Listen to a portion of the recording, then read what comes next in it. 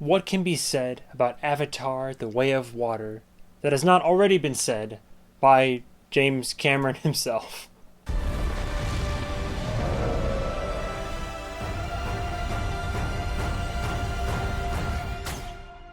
Stronghold.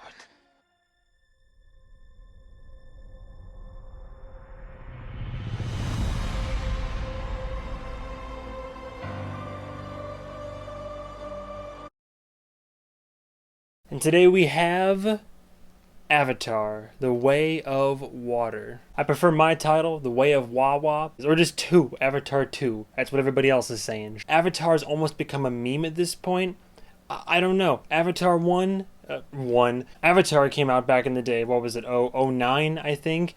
And to its credit, it is in itself a technological achievement, especially for its time, to have a film that is predominantly CGI, all digitally animated and whatnot, with, humans in there, a mixture of these anamorph people, whatever you want to call them. The Navi! I hear you. To give it a whole alien planet, build up the lore and all that. I mean, look, the groundwork is there. It's an impressive feat. It looks, the visuals I think still hold up pretty well. I did rewatch the first Avatar before watching this one. I still found the first one just to basically be space Pocahontas, average, frequently below average at some points, but it's not a bad movie. It's just not one that I actively seek out, and I don't really crave a franchise from it. But we're gonna get one, so here we are. Director, you know his name. He's pretty much a household name. I always use that term a lot, but in the case of James Cameron, it's kind of hard not to know his name. He's one of those blockbuster, big directors, big names, similar ilk of Steven Spielberg and so on, but this guy's done everything from the Terminator franchise all the way to Titanic and many, many others before, after, since then, etc. So this is like one of his babies. He is so passionate about this that he's been working on this shit and trying to get this whole franchise and series continuing for over a decade now it's been. But he has plans not only to do 2 as he just did, but to do, I think, 3, 4. I think he wants to do at least 5. So we're in for it whether we want it or not. In terms of the cast, there's a pretty sizable amount of people, and I can't go too much into casting and who I did and didn't like in this, mainly due to spoilers, and I try to keep this a pretty vague review, but I'll give you the obvious ones. You got the guy who I don't know his face. I didn't even recognize his name. I don't know him that well from his filmography, but Sam Worthington is the main character, Jake Sully. He's been in such Oscar-winning feats as Clash of the Titans and everyone's favorite in the franchise, Terminator Salvation. So, great track record of just mediocre to bad action flicks. Opposite him, his wife, played by Zoe Saldana, who, if you don't know her, she's been, again, in a lot of stuff, but for some reason I just always know her as Gamora from Guardians of the Galaxy, so that's one thing she's been in, but believe me, she's been in many other good, if not better, films. I'll tell you guys what I've been telling everybody else. I honestly don't know what else I could add to the conversation. It's so weird because people either love this or they don't like it at all. And I'm in a boat that's almost kind of in the middle. I have been literally describing this movie to my friends as a 3-hour-long PS5 cutscene, or just PlayStation cutscene. But I gotta admit, the movie looks killer. It's great. The animation, the visuals, they're stellar. They could be screensavers. The whole thing is filmed kind of like how The Hobbit was, and I'm kind of flying out of the seat of my pants here in terms of factually correct information. I believe it was done in 34 FPS. For me, I'm a snob when it comes to watching movies now. I have a TV with a high frame rate. I have a gaming monitor with a high frame rate, so I like the smoothness, the crispness. It's hard to describe it if you don't know what I'm talking about, but when you buy a TV and it has a refresh rate that's above 60 hertz, you're in for a good time, but you're also going to be a little bit lighter on the wallet. But this film looks great. I got to see it in IMAX 3D in a good seat, so peripherals full, the visuals are great, it's pure 4K, smooth as silk, the 3D was good, not too obnoxious, it popped out even with the subtitles and all this. It was kind of like watching Dune in IMAX. It's a visual, auditory treat for the senses. Regardless of what you feel about the characters, the story, the production and all that, the movie itself visually is very appealing. I did like this more than the first one. I'm still not crazy interested in the story, but I was more interested in the narrative and the characters in this one than I was in the previous Avatar movie. So take that for what you will. It's longer. The first one was 2 hours and 40 something minutes. This one I'm pretty sure was 3 hours and 12 minutes. You're sitting there for a minute. Like, this is an investment right here. Look, the pacing, if you like world building, a lot of scenes with developing characters, having them interact, learning the ways of different cultures and all this, it's like watching this was like binging a mini series that just came out on Netflix. It almost feels like it should be episodic because there's a lot of information that is being conveyed properly and well, but it's just a lot. There's a lot. Not as much as Dune, funny enough, but it wasn't as engaging as Dune. Maybe it's just because I like sci-fi, but not as high concept fantasy. But I don't know.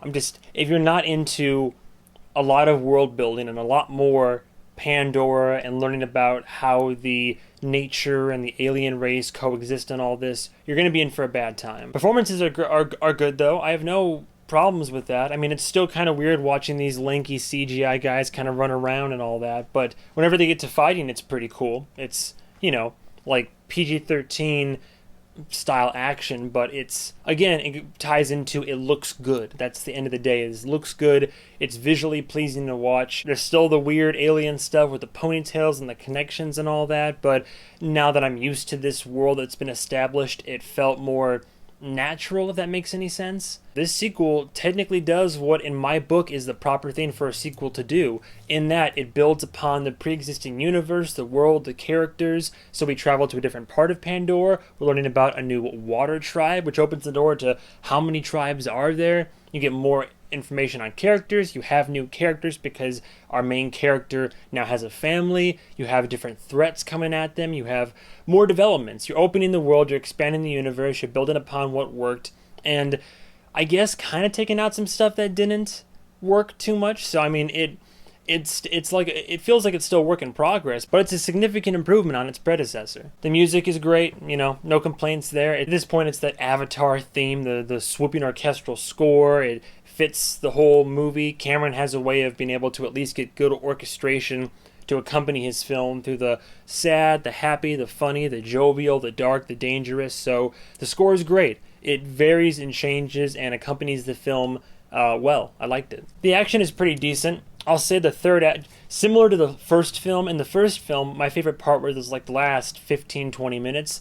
I'll say in this film, my favorite part was probably the third act. Like, not to say the rest of it was bad, but I love the aesthetic used throughout all the decades. The aesthetic of military, industrial, or almost like brutalist architecture encampments in like jungle and foliage and encroaching on the wildlife and all this. Kind of like borderline Fern Gully vibes in a way. Similar to what Star Wars does whenever the Imperials invade any like territory, which is just these big military bunkers and encampments, this sci-fi, high concept sci-fi tech that's being used in these alien worlds, and watching that go head to head with the local flora, fauna, and what already exists there. Something about the aesthetic is just enjoyable to me. It's interesting. Overall I had a good time. I didn't love it. I don't think it's going to make my top 10 for the year or anything, but I had a good time. So I liked it more than I thought I would. It's a pretty good movie with some really good moments throughout the entirety of the film.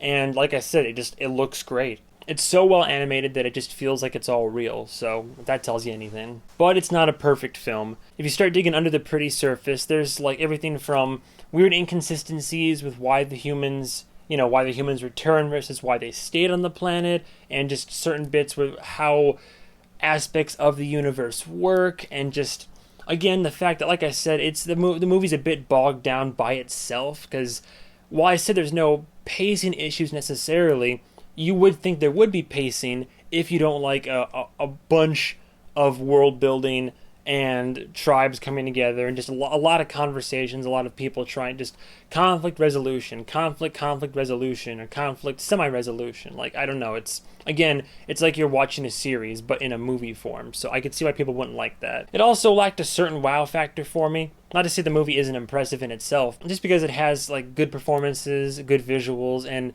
checks off some of my boxes in terms of aesthetics. I mean, the story is only just so engaging. It's still almost a retread of the first film, even in terms of narrative. The narrative points and progression are, I don't want to say identical, but very, very similar to its predecessor. It's like watching Force Awakens and then having the epiphany that, oh, I'm kind of watching New Hope right now, aren't I? Like, it's not bad. All the stories that can be told have been told, but it's about how we tell those stories now. And then, like, minor gripes are just, it's barely a detraction, but similar to what Black Panther did in its climax, Black Panther Wakanda Forever, I should say. I don't like how when there's a climactic series of action scenes going on, I prefer to stay with one and then finish that and move to the other ones. But the trend some filmmakers do where they cut back and forth between the different conflicts and all that, unless done very well or in just a certain way, I don't know. It takes me a little bit out of the experience. Again, I don't know. I don't really know what else to say. I mean, it's funny how much of a meme this film has become, and everybody was moaning and groaning when the trailers started hitting, myself included. I was like, oh boy, well, in my mind, I just thought, I gotta go see it just to say that I saw it. But I mean, honestly, Perhaps I treated you too harshly. like I said, it's pretty good with some really good moments here and there. I am kind of curious to see where Cameron takes it from here. I know 3's already been filmed and they're working on, the editing and post-production and all that, and he has plans to still continue the franchise. I would like to see where it goes. I am morbidly curious, and if anything, I would love to sit down and keep having a good time watching the pretty lights and spectacle. This is nothing groundbreaking that we're doing here. No extraordinary narrative storytelling or anything. Some people are giving it 5 out of 5, 10 out of 10. I don't know about all that. If I'm being fair, like I said, as a film in itself, quality all around. It's pretty good. As my personal enjoyment, I didn't love the whole thing, but I enjoyed a lot of it. With all that being said, I think it's only fair to give Avatar: The Way of Water a low 4 out of 5. A low 4 out of 5 seems very fair for what I'm spouting off about over here. If you like the first one, I think you're going to love the second one. If you have a similar taste as me, you'll still get enjoyment out of it. But this movie, oddly enough, is just not quite for everybody for a few reasons. But it's, I don't know, mixed reception. I know a lot of people online are looking for any reason to hate on James Cameron. I try to separate the art from the artist, but sometimes, that thin line draws ever thinner. That's all I gotta say about Avatar: The Way of Water. Thank you guys and gals so much for watching, and stay tuned for the next episode of whatever movie I review. And goodbye, travelers.